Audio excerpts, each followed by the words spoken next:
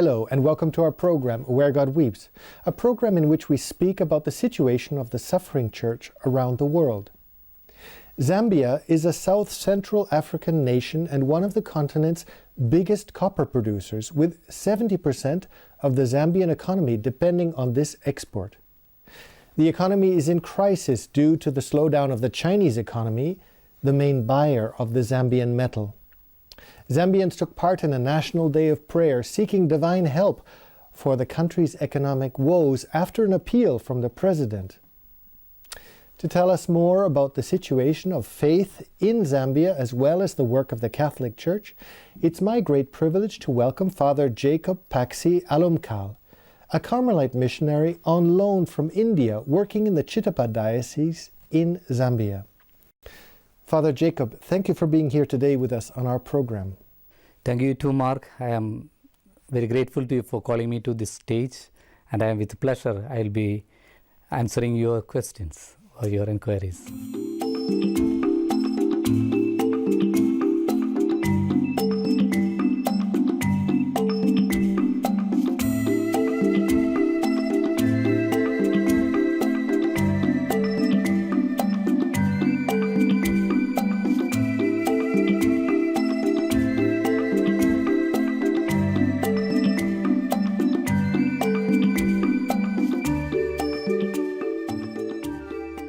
Father, you are a Carmelite missionary now on loan, if you will, from India to Zambia. What first drew you or inspired you to come to this African nation? Personally, I had a wish for, I want to be a missionary, especially in Africa. When I was a child, I had this desire to be a missionary. Always in your heart you had a desire to be... This desire was there already. Really? Yeah. So, then about the history of our coming over to Zambia is that the Bishop of the Diocese of Chipata, he was very much attracted to the spirituality of Saint Teresa of Lisieux. As a child, he was a member of the Little Way Association. So he was very much attracted to that spirituality, and he wanted to bring this spirituality into his diocese through a congregation. And he was searching for a congregation who is having this spirituality. And he found that she comes from a Carmelite family. Why can't we invite these Carmelites to them so that we can have this spirituality as well as the Carmelite spirituality? And thus he approached our general, superior general in Rome to start a mission, Carmelite mission in his diocese. And the superior general approached our province, our provincial, whether we are able to start this mission in Africa, which is really a tough mission. Yeah, it's difficult.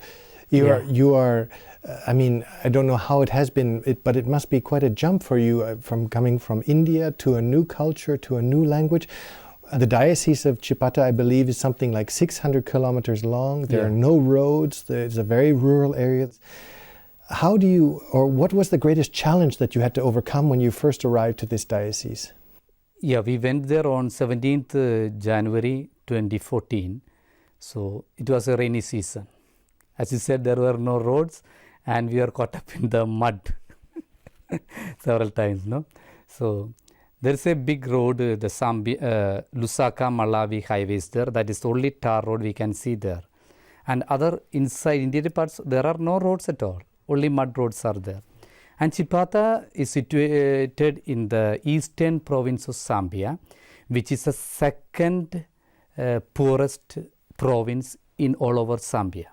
So the first one is the western province, which is the poorest area in Zambia, and the eastern province is the second poorest area. Sorry, Father, I just want to understand, what do we mean by poverty? I mean, if we were to draw a picture of poverty of these people, what would it look like? Poverty, I mean the material poverty. In fact, so to be simple, that is a material poverty.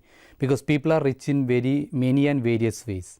Cultural level, in their heart they are very rich, in loving, understanding, etc. All those things they are rich. But in the material aspect, they are very poor. In the sense, economical level, they are poor. Educational level, they are poor. Health aspect, they are poor. No, they are not up to the standard. The niveau is very down. And when you, for example, you go, it's a village environment. I mean, you're traveling, you're doing mission work from village to village.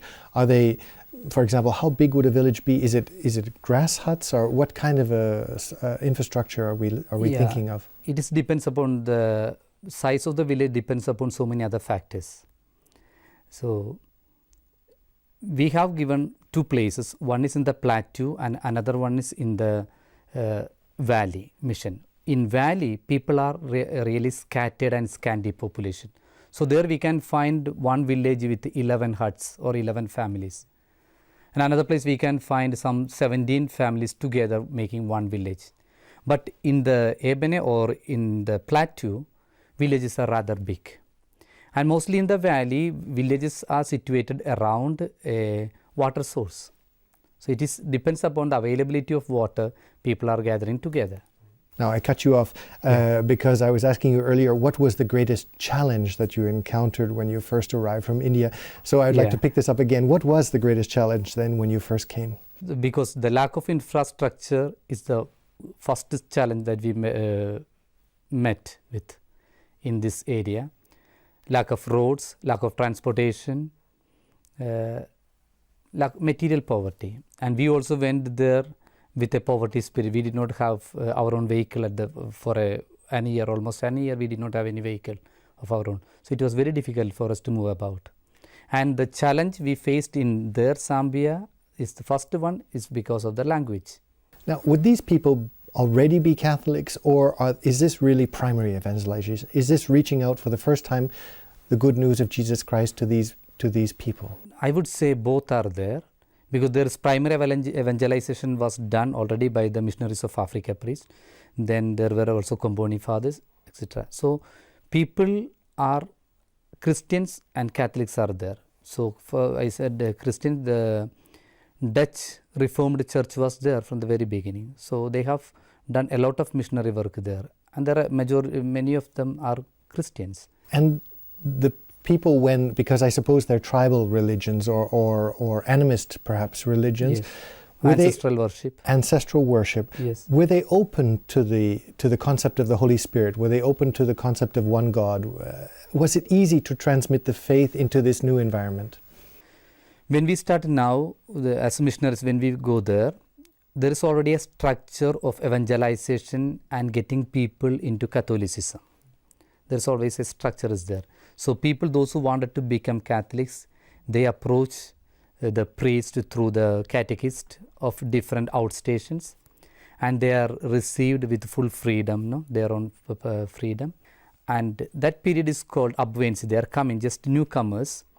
Then they are given some kind of input sections, about knowledge about our faith, Catholic faith, etc. They are trained. Actually, a catechism is being done.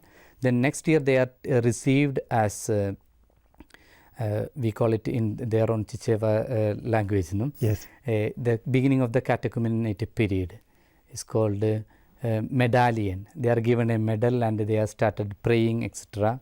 Praying, studying the Our Father, Hail Mary, all those prayers. Then the next stage is they are received as a catechumen by sign of the cross on their foreheads. It is called pamtanda. Cross. One more time, pamtanda? Pamtanda is a sign of the cross. Literally translated. So they are received with the sign of the cross on the forehead. So they are again taught deep into our Catholic faith. Basic catechism is taught there. Then next year they receive baptism. Most often it is done on the Easter Vigil on Saturday. So there is a great number of people coming for the baptism. So the people in their hearts are deeply religious, in the sense there's an instinctive or natural tendency to faith. Yes. I mentioned this because, for example, the president made a call for prayer, a nationwide call for prayer now recently with the economic crisis. So there's already in the hearts of the people this sentiment for God. Now, if we say that the faith is growing, the Catholic Church is growing, I think it's only 125 years old, so it's a very young church. We see the beauty of a very rapidly growing faith. Yeah. But what would be the challenge? What would be let's say, the shadow side of such an explosive growth in the faith? Yeah, I get you. First one, I would say, on the first answer, people are religiously minded people. whether whatever tribe they belong to, they have some kind of faith. So some access to the so-called God in their tribal language. Whatever be the, so they have an openness to God. That's a positive thing for any kind of evangelization. Yeah, it's a good step for a missionary. For a missionary, it is the easy thing because they are open to God. Okay, whatever be the fact is that they are open to God or they are fearful of evil. That concept of evil is very strong in most of the African religions or African countries. So that is one of the causes, or could be one of the causes for this openness to God, because they are fearful of the evil spirit. Let it be. And with regard to the aspect of this belief in God could be seen even in public. For example, if you are traveling in a public transport, if you get into a bus going from Lusaka to Chipata, before they start off the bus, there will be a pastor coming into the bus. He'll be speaking something about from the Bible, and he'll be invoking God's protection over the people all through the journey, etc. And later he may collect something for his prayer, that service, no, from the people. But that thing is there. And people are very silent during that time. Very respectful. Very respectful. So they respect priests. Even when I go, I always go with priestly collar. So they recognize me, maybe as pastor or priest, and they wish me. So they have great respect for such God and godly men. So they call us as man of God, not as a priest. Man of God, how are you? Excellent. They used to wish. So that concept of God is there deep in them. But and the challenge would be, from our point of view, Catholic point of view or language, we can say faith formation. Their faith, they have faith, but that faith is not deep enough, shallow. It is mixed with the culture. Like a syncretism? Do you have a syncretism with other religious traditions, or is that not so much? Yes, exactly. Because those people, those who are coming from a particular tradition, they have some cultural practices. And once they come to believe in Catholicism, they are no more allowed to practice these traditional things from a Catholic point of view or from our faith point of view. But they do simultaneously do both things. That means they don't have, or they might have not imbibed the faith in its root level. So the challenge is the faith formation. Is the deepening of the roots in the soil. Exactly. Yes. That's the greatest challenge of a missionary there.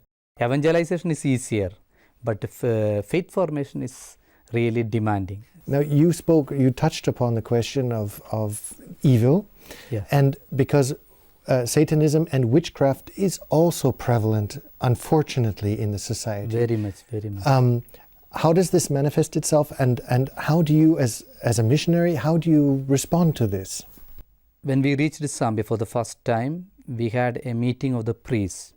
It is in this priestly meeting I came to know how much deep this Satanism or this attack from the evil, etc., in the diocese is. No? So priests were telling that even the little children, when they were studying at a school grade, maybe 5 or 6, etc., these children are influenced by those who are going to Satanism, etc. And without their knowledge, children are influenced by them, they are attracted to that kind of activities. I don't know exactly in what way they were attracted to, but this is a fact. And they were taken to, slowly, gradually they are taken to evil things. Secondly, with regard to witchcraft, see, if you take any newspapers there, after some few pages, no, when you go to the middle pages, you can see a lot of advertisement with regard to the witchcraft people. So here comes a doctor, herbal doctor from Namibia or some other places. No, they can give you guarantee any medicine, in the sense to regain the lost love, to regain the lost things, or to find out what is lost, or to find out the former love, or to build a house, to make money easily. For all these things, there are doctors. If someone dies in a village, for example, a 14-year-old boy dies in a village, immediately the society or the village people, they gather together and they ask about why this boy died. And they bring a witch doctor. He finds that who has bewitched him, and that caused him to die. and he tells someone's name, immediately people go to him and ask whether he has done or not, and it is proved. They just smash his house, dismantle his house. So that kind of mentality is there. I personally witnessed once. Immediately after a Sunday Mass, I saw the youngsters were running, youth were running with sticks, etc. And I asked what happened. And there was a boy who had died there in that village, and they were going to attack. They were going to attack the, yes. the alleged one who put a curse yes. on. So this kind of things are there. So they have a lot of faith in these kind of evil things. And 3 weeks back, I received, 3 young women came to me with a cell phone. They have received a message that a certain number ends with 666. And if you attend to that phone call or send a message from that, or unknowingly if you attend to that call, someone will die at home. And so they came with this belief. So superstition is very prevalent. Yeah. One of the tasks and one of the new missions, for example, the sisters recognize that many of the Catholics don't pray the rosary. And one of the sisters, if I understand correctly, started a rosary campaign, a rosary crusade. Can you tell us a little bit about the rosary crusade and perhaps some of the fruits of this rosary crusade? Yeah. I don't know exactly about this sister or one who started this rosary crusade, but we started this October, being the month of rosary. We said we shall divide the rosary days into different levels, and we should have a celebration of the month of rosary. We said 10 days we shall have rosaries. First 10 days people were asked to recite rosary at their own families. The second 10 days they were asked to recite in group in a small Christian communities or in a particular village. In a village they gathered together and recite rosary, in which we were also participants. When we went to the families and these village groups, we understood that they are ready to recite the prayer, but they do not know how to recite rosary. They don't know the mysteries. So literally we had to teach them how to recite rosary. We gave them rosaries and we had to teach them. It was a great effort, but people were very open and they were learning quickly. Yes, and there is a love for Our Lady. Yes, love for Our Lady is there. And there is also Radio Maria, so that is also helping those who can get this one. Then about the rosary, they used to ask for rosary because most of them wear the rosary on around their the neck. Yes. Precisely, they believe that this rosary has got some magical effects to ward off the evil spirits. So we tell them rosary is not a magical thing to ward off evil, etc. Rosary is a devotion by which we like to participate in the mystery of Jesus Christ and of the life of Mary. So we have to meditate upon this. That aspect they do not know. It is completely new to them. So we have started that mission. And I don't think in the diocese of Chipata or even all over Zambia, they don't have a family prayer, which we have in India. Evenings we have the traditional prayer. In a Catholic family, we pray the rosary and other prayers. We have the daily prayers. They don't have. So we are slowly introducing this prayer in the families, and people are open to it. So we said we will be also visiting them for this evening prayers. You'll be coming and checking. Yes, not for checking, but they want to just participate. Yes. But people are willing, they are open. So when we said we cannot have access to them, much access because of the language barricade. Because when the little ones speak, we don't follow them fully well. Exactly. Yeah. So, but it's these are all hopeful signs. Yes, really. Yeah. And what we need is because Zambia is declared as Christian nation, so they have belief. What we need is to have deepened this faith and purify the elements of faith. We have to make sure, that is our challenge. We make sure that people understand the cultural aspects and the faith aspects. And when I believe, there are certain cultural practices which are forbidden to me according to my faith. So that aspect we want to make it very clear. Yeah, it's very important. Very because important. So many aspects are there about cultural aspects. There are good elements are there in the culture. every culture, no, it has got a lot of good elements, but there are also some kind of negative sides, harmful things, harmful sides for the individual. Exactly, for the individual from faith perspective as well as from the social view perspective. So, for example, there is a passage of passage of right. Passage of right is there. For the young girls who attains puberty, they have a passage of right called Chinamvalia. And in this passage of right, elderly women teach them how to be a good housewife, how to entertain husband, how to take care of the family and children, etc. These are very good aspects. And some of the tribes or some villages, they also have the practice of, during this rite, some men will be given to these children for sexual union. So this is actually a horrible or harmful thing. And now we are slowly conscientizing the people against these things and against the HIV, AIDS, etc. Yes. So we are slowly promoting the moral aspect from health perspective or social level. Then we take them to the faith level, because other people, when we preach in a village, there are Catholics and non-Catholics. So we start from the social or health perspective so that everybody can understand that. Then to our group, we go into the deep faith level and moral. The Catholic Church, in terms of vocations, is also growing. Thanks be to God. There are many vocations. If I understand correctly, the country has more than 400 parishes, 2,300 priests, and religious men and women. Now, there are not enough priests and there are not enough, but at the same time, there are vocations coming. Are these missionaries coming from abroad, or are there also local vocations coming into? No, there are a good number of local vocations coming up. But what I would say, because I was also formator in my province, no? So what I would say, we have to give more emphasis to the formation aspect of those who are in priesthood. If we give them a good foundation during the formation time, we can get a priest, not in number but in quality level, no? Quality priest we can get. Now what we lack is that the older generation did not have sufficient formation. That is one of the aspects or reality.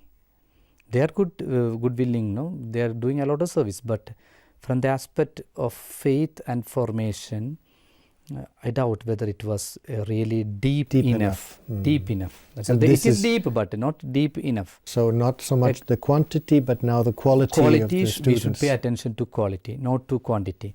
Because priesthood is something covetous post because of the reverence we get in the society. And mostly priests are living in a good standard life. All those things could be an attractive thing for poor village boys to become priest. Yes. But that is not it's not the right motivation. Right motivation. No. Yeah, so we have to check on quality level. Father Jacob, if we were to say you've been living in Zambia, you're working with the people, the church is growing but has needs, what would be the needs that you would identify as most urgent today? Okay, well, if I can divide them into 2-3 different levels. From the pastoral point of view, we need missionaries and priests, religious and men religious and women religious, to do the work of faith formation. That's one of the greatest needs. And pastorally, they don't have enough infrastructure, the chapels which are remote, and not enough priests to reach out to them. They don't have vehicles. All these are challenges. Then social and point of view, I can say education level. It's a policy of the government that nowadays that they are taking interest in roads, giving primary and secondary education. They want to take care of health aspects, but these are not enough. According to when we compare the population and these facilities, infrastructure is insufficient. For 19,000 people, we can find only one doctor if you take the ratio. And in our place, there are 86,000 people, but the nearest hospital is 65 kilometers away. And there are only 2 basic primary schools, no higher secondary schools. So these are the actual, so there is no basic infrastructure there. So primary things are not met, or primary needs are not met, primary needs of the people from faith aspect as well as from the social or the secular aspect. So they are in need of material or economical help. From faith perspective, they are in need of deepening up of faith through deep evangelization program. So these are the needs. So we need missionaries. They don't have infrastructure. They lack even the. In fact, if my question, to make it very short, you need everything. Everything, that is right. But if you want to do some kind of help in the pastoral level, there is a need of building up of the church and the conveyance for the priests and religious. Even for their formation, for qualitative formation, they should have some exposure to some other place where they can have real education, no? Deep education. An introduction to the universal church. Yes, exactly. And a support from the universal. Support from, yeah. So Father, that's one of the need. Father Jacob, thank you for being with us here today in our program. I'm also grateful to you because this is a way I am doing my mission appeal, and this is also a chance for me to share my missionary experience. I have not shared everything, no, so many are there. According to your questions, I have answered. That'll be another program. Okay, thank you very much. Father, thank you very much for having been with us today. Thank you, and have a good evening too. Thank you. And thank you, ladies and gentlemen, for having been with us today in our program, Where God Weeps. And if you'd like to know more about the work of Father Jacob in Zambia, or perhaps how you might be able to help through prayer or through concrete action, I would like to encourage you to look at the contact information at the end of this program. And we look forward to seeing you next week. Take care.